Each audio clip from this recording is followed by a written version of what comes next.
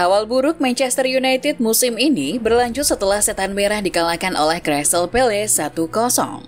Pasukan Erik ten Hag sebenarnya memulai pertandingan dengan cukup baik, tapi malah Anderson yang mencetak gol pembuka di menit ke-25.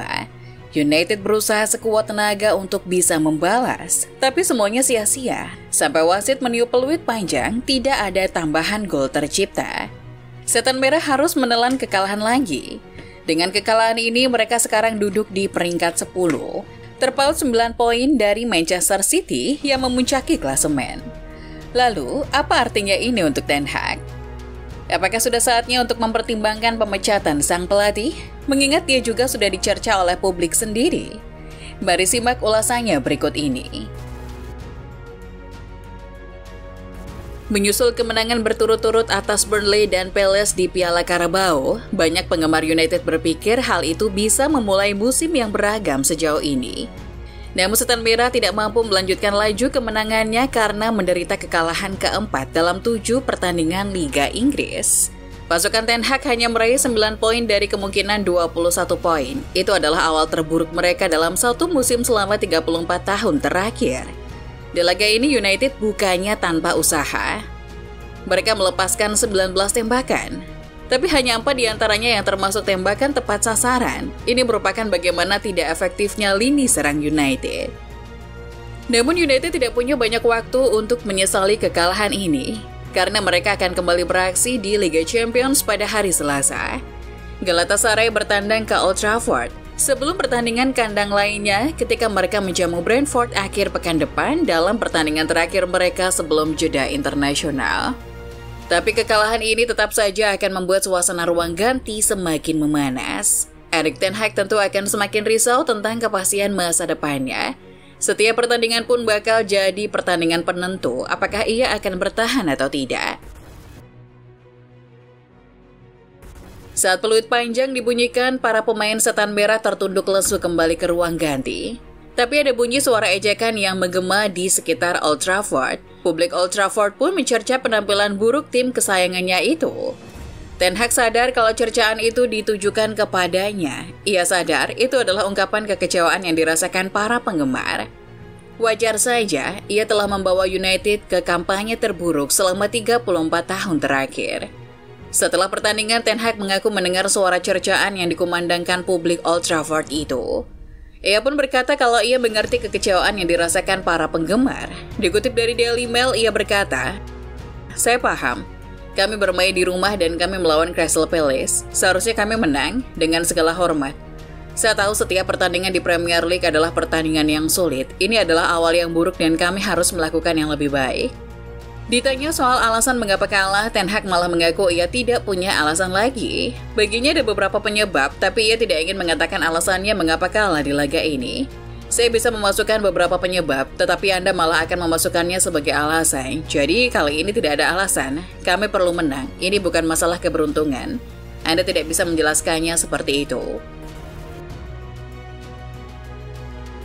Meskipun Ten Hag bilang kalau dia tidak mau memberikan alasan, tapi ia masih sempat untuk memberikan kritik kepada para pemainnya sendiri.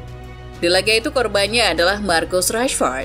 Ia memang masih menjalani masa yang buruk setelah hanya mencetak sebiji gol dari 8 pertandingan terakhir. Pencetak gol terbanyak di United musim lalu itu kesulitan menjaga performanya musim ini. Padahal musim kemarin, ia bisa mencetak 30 gol untuk United. Tapi Ten Hag percaya kalau ia harus bisa berkembang lagi. Saya pikir dia tahu dia bisa melakukan lebih baik daripada yang dia lakukan sekarang. Saya yakin itu akan datang. Dia adalah pemain yang suka bekerja keras. Dia akan menyelesaikan dan itu akan terjadi, tapi itu masih butuh proses. Tidak hanya Rashford, kritik Ten Hag pun berlaku ke para pemain United lainnya. Ia juga mengkritik kualitas pemain yang ia miliki sekarang. Ia pun hanya berharap para pemainnya bisa meningkatkan kualitasnya lagi.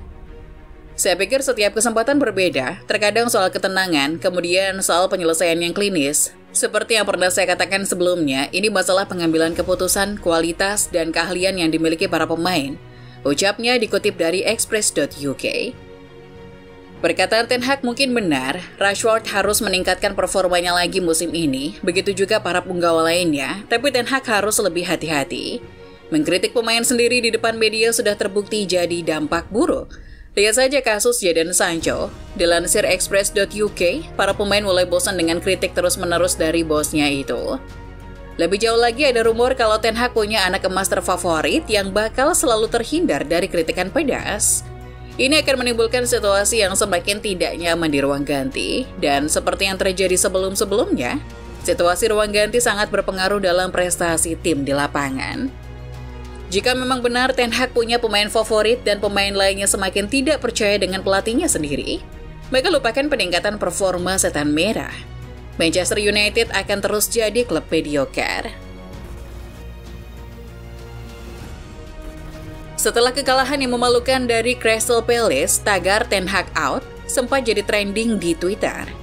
Publik Old Trafford juga secara terang-terangan mencerca penampilan Setan Merah. Ini mengisyaratkan dengan jelas ketidakpuasan para pendukung dengan Ten Hag.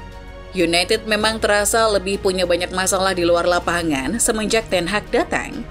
Tapi bagaimanapun juga, memecat Ten Hag tidak hanya menyelesaikan masalah United begitu saja. Toh saat ini klub memang masih menghadapi banyak masalah. Pertama, pengambil alihan kepemilikan klub dari tangan Glazer. Para pendukung Manchester United pasti tahu kalau siapapun pelatihnya, siklus awan gelap di Old Trafford akan terus berlanjut selama Glazer masih jadi pemilik. Sekarang sudah 1 tahun sejak Glazer mengumumkan kalau mereka ingin menjual United, tapi sampai sekarang pun kepastiannya masih belum jelas. Lalu ada krisis badai cedera. Di pertandingan ini, Ten Hag sampai harus memainkan Amrabat sebagai bek kiri. Itu karena 3 pemain bek kiri United semuanya cedera. Holland yang baru datang pun datang dengan keadaan cedera. Jadi bisa dibilang Ten Hag sampai sekarang belum pernah memainkan skuad terbaik yang bisa dimainkan musim ini. Dan yang terakhir, Manchester United sekarang adalah klub dengan segudang masalah. Dan semua masalah itu tidak bisa dilimpahkan semuanya ke Ten Hag. Tapi bagaimanapun juga, Ten Hag tidak bisa mengabaikan keluhan para fans.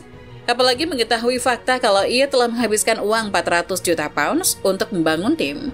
Harus ada hasil yang bisa dinikmati para penggemar.